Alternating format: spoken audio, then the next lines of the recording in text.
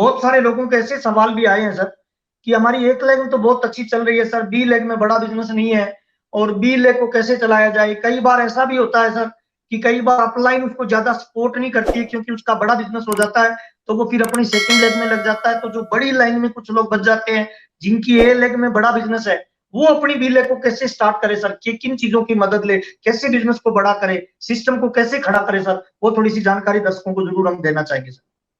इसमें सर दो कारण हैं।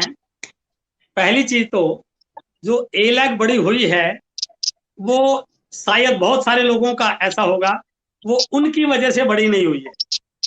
यदि उनकी वजह से बड़ी होती तो वो बी को बड़ा कर लेते।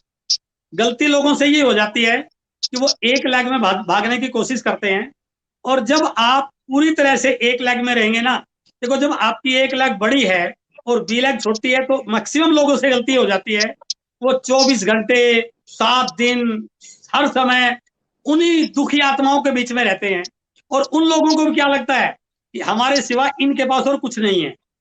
तो आप ये गलती मत कीजिए।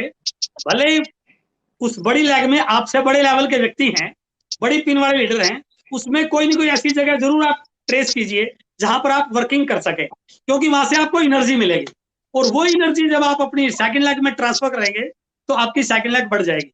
और दूसरा कारण एक और होता है सर, यदि इस प्रकार लेग इम्बैलेंस है, सबकी होती है, आपको बैलेंस करनी आनी चाहिए।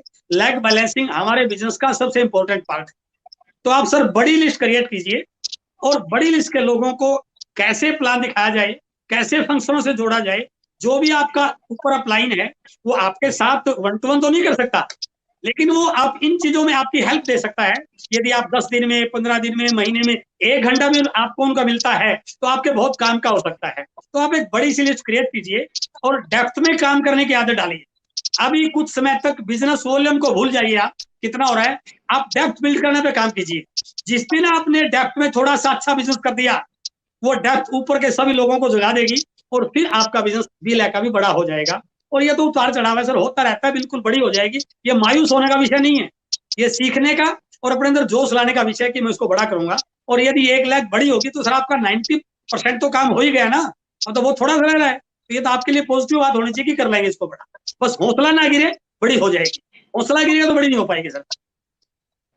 जी जी, जिन भी लोगों के ऐसे सवाल थे कि सेकंड लेग में बिजनेस कम है, उनके लिए बहुत ही शानदार अपने को टिप्स मिला है सर कि अगर आपकी बड़ी एक लेग है, दूसरी लेग छोटी है, तो आप छोटी लेग के लीडर बन के मत रहिए। बहुत अच्छी जानकारी दी है। आप बड़ी लेग में भी अपनी पार्टिसिपेंट करिए सर। ऐसे बहुत सारे लोग भी हो सकते हैं कई बार कि वो पहले एक्टिव नहीं हुए, कोई मजबूरी वंश पारिवारिक कारणों की वजह से, बाद में जब बिजनेस बड़ा हो गया तब वो करना स्टार्ट करता है। तो ऐसे सारे तमाम लोगों को हम बताना चाहेंगे कि वो कंपनी के बहाव क्षेत्र में आ जाए, जहां कंपनी का बड़ा बिजनेस होता है। बड़ी सेमिनारों में जाएं, आप एजुकेशन लीजिए, 6 बेसिक का पालन करिए। जो भी आपके नजदीक में कोई बड़ी पिन का अचीवर है उसके पास बैठ के आप 1-to-1 प्लान करिए, एजुकेशन लीजिए। और बेसिकली नेटवर्क मार्केटिंग लर्निंग का ही बिजनेस है, जिसकी लर्निंग बढ़ जाएगी उसकी अर्निंग बढ़ जाएगी। बहुत शानदार चीज सर ने बताई। और तो सर इसमें कुछ एक लोगों चीज के और सवाल आप जवाब। जी सर। कि जो व्यक्ति इस प्रकार की लेग बैलेंसिंग से परेशान है ना, उसमें गलती वो ये कर लेता है कि वो सीखने पे ध्यान कम देता है, वो भागने पे ज्यादा देता है, वो सिर्फ बिजनेस देखता है, अपने आप को तैयार करना नहीं देखता।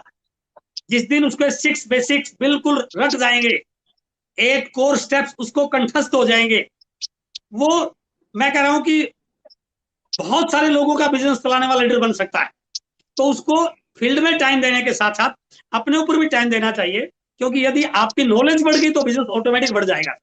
ये बहुत जरूरी पॉइंट है उनके लिए।